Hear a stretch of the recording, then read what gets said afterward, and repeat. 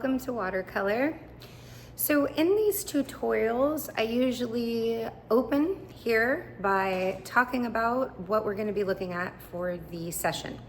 For this particular session, first I'm going to go over supplies, so giving you kind of an idea of what I would use in any watercolor session, and also how my studio is kind of laid out because I teach from my actual studio. So you will see sometimes it looks a little clean today, but sometimes it's a complete mess. There's works in progress. So I kind of like to give you the authentic feeling of how it is to be in a studio and working, how I set up my stations, how I use my surfaces, so on and so forth. Okay, so it's the real deal in here. So first I will start with, I'll go over my table of supplies. I've laid them out. You can kind of cross-reference those with the supply list that I've given you. Some of it will be identical. I kind of have a standardized supply list, and even I sometimes change colors, move things around a little bit, maybe grab a tool here and there. So remember, it's a guide more than anything else. If you feel like you're in the ballpark, or you're somewhere close, it's probably fine. If you're not sure, you can always ask me. From there, I'm gonna go into one of the first demos of our exercises, and that will be working with various techniques, washes, bleeds, things like that, just kind of getting warmed up. Okay, see you soon at the supply table.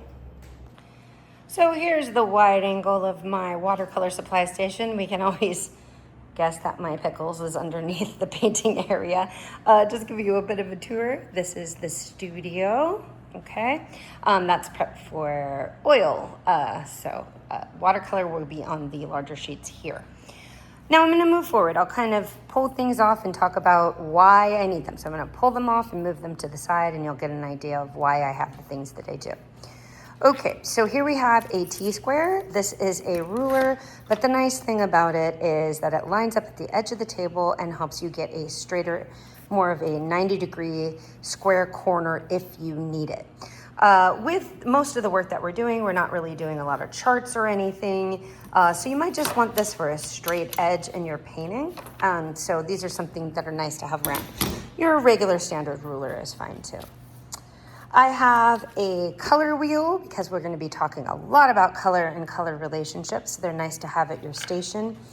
This is a chart that's actually from Watercolor, which shows all the different paints when I buy my rounds of Watercolor.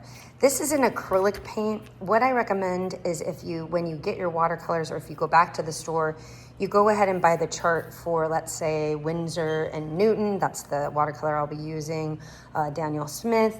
And then you have the chart from the manufacturer of the pigments that they use. Where this comes in handy is you can see what is a cool color and what is a warmer color. And when I get to the paints that I have out here, I'm gonna talk about that, why that's important, because it helps you substitute if you need to. Okay, so that's a cool yellow, that's a warm yellow. Oh my gosh, how can yellow be cool? Well, we'll be talking about that throughout the course. We have blues here that look a little more cool than others. These kind of turquoisey ones feel warmer.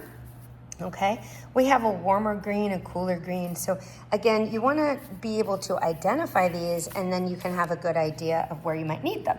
Warm reds versus cool reds, so on and so forth. Okay, so I'm gonna move that to the side. Okay, standard sketch paper, nice to just have around if you want to do some pencil drawings, pencil sketches to get ready for your compositions. I'm going to show you what I use as an actual sketchbook, which are these.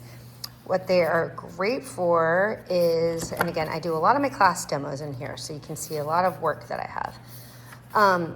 These are watercolor books, watercolor sketchbooks, so you can draw in them. Okay, as you can see, draw in pencil. But you can paint in them too, okay? They are Arteza brand. If you're interested in something like this, let me know, and I will actually link it below the YouTube as well. But Arteza brand, they are fantastic. They hold pencil really well. You can see, again, tons of demos, my own studies, so on and so forth. And you can either get this large landscape version. This is actually good if you're a landscape painter, or this square version. That's nice for portraits. Okay, tracing paper. So sometimes your drawing is just so awesome, you just want to go ahead and transfer it over, or elements of that drawing. So I always have tracing paper on hand. You sometimes also do want to buy the transfer, so transfer paper right here. This is the standard one, Searle. This is wax free. It basically it has kind of a smoky side. This is where the transfer is. This goes, whatever you're transferring to, this goes straight on it, and then you kind of press through the back. When I do any of that, I will make sure to demo it for you. So it's nice to come in handy. What I do, this is my watercolor paper. Okay, so this is a cold press. It has a nice tooth. This is Arches. So when I go to the store, you can see it's still in its brown paper coating, or what they wrap it in. I tend to grab the more expensive. Again, you can see the insignia there. So those are the nicer papers, Arches. Okay, I tend to grab the larger sheets and then cut them down or fold them in half. Okay, you get nicer paper and it's more economy pricing. Also, though, if I want to make a large painting, then I have a nice big sheet. So this is somewhere around, I think 20, it might be 20 by 24 or something like that. Okay, so that's what I've got there. And that's how I buy my watercolor paper. So you'll see me just, if I need something smaller, I'll just cut that down. If I need something larger, I just leave it as is. Okay, table easel. Now for this particular class, I'm gonna be moving you over to the drawing station, but for this particular class, probably, unless you like to paint in this direction, you won't see me demoing that way so much for watercolor. I like to put it on a drawing board and then on my drawing desk so I have an angle. This helps the water run. If you have something similar, great. You can also maybe even get a drawing board if you take drawing classes and prop it up on something, and that will give you the same feeling. So again, I'll go over here for now. So as you can see, that's my drawing board where I can tape the paper to. Okay, and then it gives me an angle, so if I need the water to run down, I can allow that to happen. I also have little buckets all over the place where I have scissors and markers and things like that, so I set up my stations like that. Okay, brushes. What I usually do is buy a couple brushes that I really love and I take care of. This watercolor wash brush is one of them. It's now a little messy, unfortunately. I probably used it for something. And then I get these more economy ones, right? That if they get kind of messy, I can just throw them away, okay? So I have a range of nice brushes and I have a range of economy brushes. And that way too, if I'm using masking fluid right here, sorry, shaking it up, this stuff really gums up and ruins your brushes. So I have some yucky ones that I can use the masking fluid with, okay? Gum eraser, that's for my pencil when I'm drawing. I just have, this is like a standard 2B here, but you want an actual drawing pencil. So those usually look like this. That is a 4H. That's wonderful for watercolor. I think this is Blick brand, technical drawing pencil, okay? I'll just keep that in the drawer there.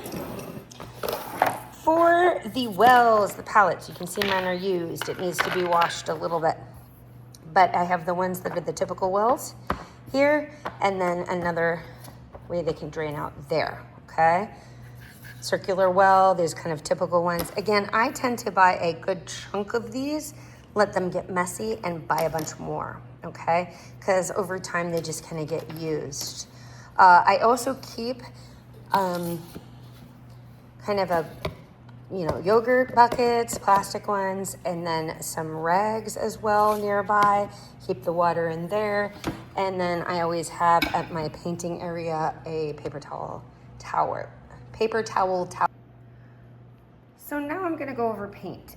What I have laid out right here is gouache. That's not, it's not because we're painting in gouache rather than watercolor. It's just because it's I interchange them. I have the watercolor set over there, but those colors are off of the list. They're a little more rare.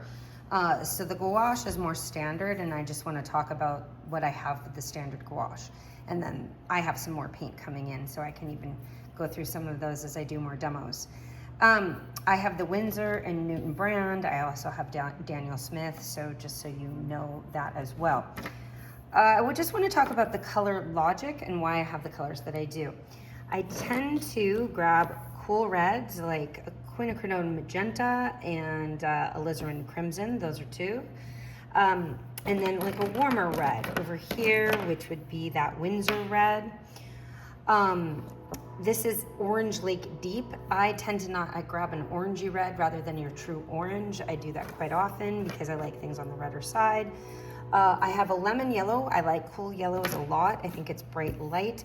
And I solve the warmer yellow issue with earth yellows, which is raw sienna, Naples yellow, and then raw umber is kind of a brownie. It's just a very earth toned, kind of brownish yellow orange type thing there. So it kind of really covers the gamut as far as giving a base. With greens, I have one cooler, one warmer. Viridian is cooler, Brilliant Green is standard and warmer. I just have your basic white. Sometimes I use Chinese white, and then that is Ivory Black. And there's some rarer colors in here where you have the Imperial Purple. These are just things sometimes I like to keep around. They can add a pop. These are older paints, so I may or may not be using those in my demos. Manganese Blue, that's great for skies. This is a turquoise, wonderful for water, things like that. Let me see, and I think I have, yeah, quinacridone burnt orange would be interesting too. Yeah, sienna, so kind of those earth tones. You can always mix, because I have Orange Lake Deep and lemon yellow, that will give me a very bright, clean range of both oranges and yellows. So those are really nice to have. Again, with paint, it's really looking at what's warm, what's cool, and you want to have one of each in your setup. You can use my list as a guide, but you can also branch out if you're feeling brave and see what the paints do. So when I demo for watercolor, I usually do it from the overhead camera angle. If I'm going to change that up for any reason, I will let you know. So sometimes I segue and sometimes I just switch to the overhead camera view. That is what I'm going to be doing today. So I will meet you in a moment with my overhead camera angle while I'll give you instruction on what I'm doing from. This is my setup for the wash experiments. I have the palette, paint kind of laid out, brushes, and then some water jars so I can always have clean water. The water bottle helps with that. Paper towel for dabbing. When I set up the board, just make sure that you have the watermark in the right direction. You can see it kind of bleed through and you should be able to read it. Here is my paper tip to my board, the brush that I'm using, which is a wash brush and very absorbent. I have lemon yellow and raw sienna, and then what you see me doing is adding water to the pigment that I have squirted out from the tube. It's kind of in a thicker cake style. This brush holds a lot of liquid, so what I do is I basically dab it in water and then absorb the pigment. See, kind of I'm holding it there, and that's how much this brush can get loaded up. Sometimes I add more water without pigment. Sometimes I add more pigment. It just depends on how saturated I want this yellow to be.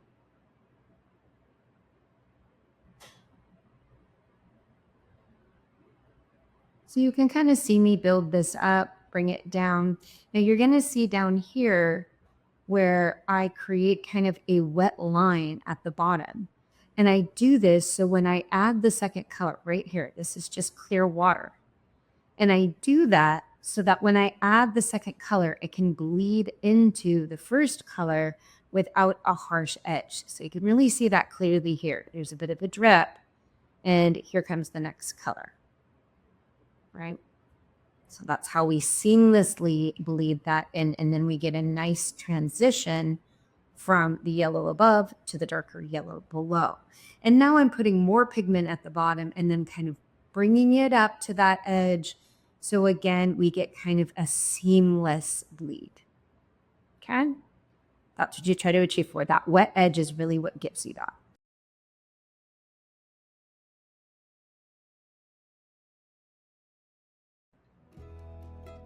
In this demo, I'm going to experiment with some color mixtures, and I'm using a flat brush to do this. rather than that larger, more saturating wash brush. So you can see I have that manganese blue, which is on the left-hand side, and on the other side, I have the lemon yellow and raw sienna that I used in the two-tone wash.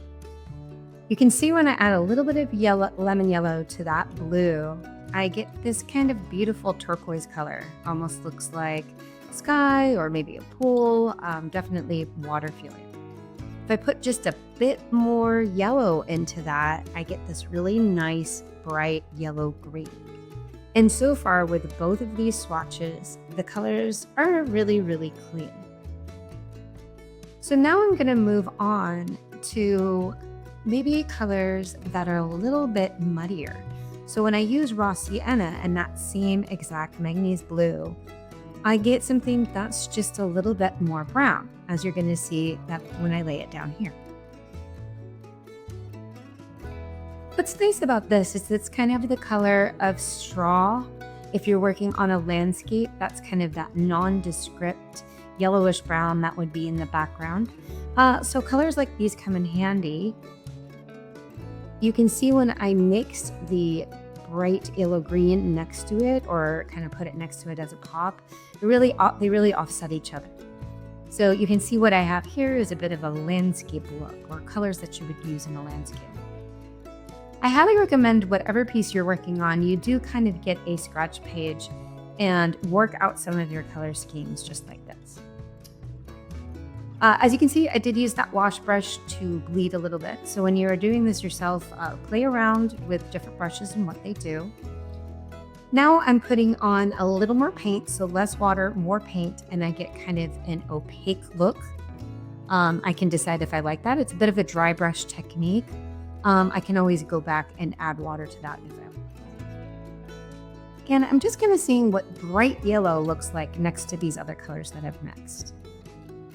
On the other side, I'm playing around with glue. So for example, if I used that kind of brownish yellow in the landscape and I needed to accent it with a bright blue sky, would I want it to be a light blue, a darker blue?